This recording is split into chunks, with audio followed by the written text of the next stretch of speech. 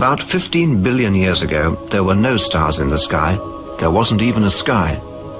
All that existed was the primordial fireball. Primordial fireball. Primordial then, fireball. Something happened. In a flash, everything suddenly expanded. This was how it all began. The first moment of existence. What we now call the Big Bang. Big Bang. Big Bang. Big Bang. Big Bang. At the beginning of the 20th century, scientists believed that the universe had always existed. That matter energy was infinite. It had always been around. The model is called the steady state model, because the model of the universe that it's been around forever basically doesn't change. The universe is steady state. But what happened in the last 100 years is that model has been blown away because of the evidence. Observations now suggest, as you all know, that the universe began some 12 to 15 billion years ago. The first evidence that the universe had a beginning is the expanding universe. Researchers wanted to believe in a universe that always was and always will be, eternal. But galaxies flying away from each other meant that once, long ago, they were clumped together. It meant something started them moving. The universe had a beginning. Today, it's called the Big Bang Theory. This was first discovered in 1929 by Edwin Hubble, and it's the first evidence that the universe had a beginning. The second evidence the universe had a beginning is the cosmic background radiation. The discovery of the cosmic background radiation was a fatal blow to those who wanted to believe in an eternal universe. The Big Bang proponents had won. Now, the final evidence for the origin of the universe is the relative abundance of light elements.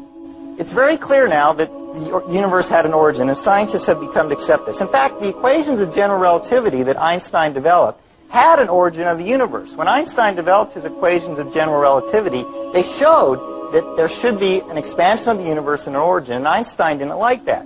He added something called a cosmological constant, which he later realized was not there. When we saw the universe was expanding, that there really was an origin, he threw out the cosmological constant. He said that that was the biggest mistake of his scientific career, was introducing that, was introducing that, was introducing that, was introducing that, was introducing that. But when this Big Bang model was first proposed in the early part of the 20th century, it was received with great skepticism by the scientific community. Because the scientific community knew that the Big Bang opened up the possibility of having a beginning and a creator and someone who began it.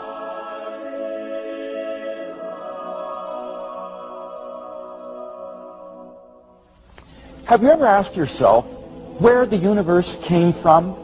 Why everything exists instead of just nothing?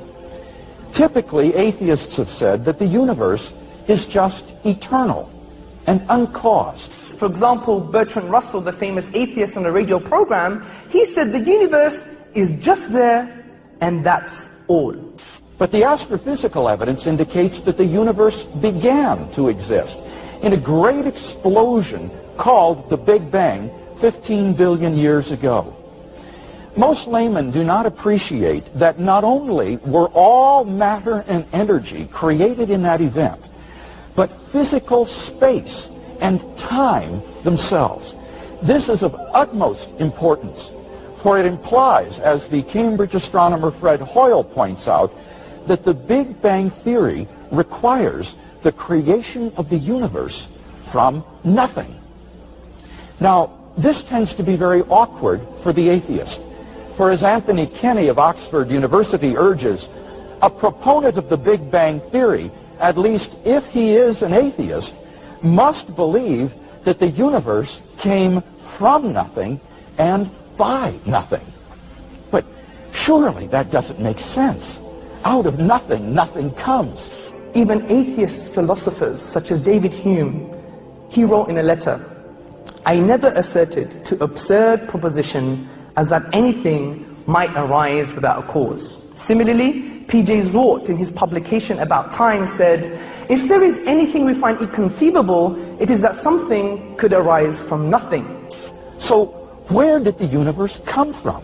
Why does the universe exist instead of just nothing? There must have been a cause which brought the universe into being.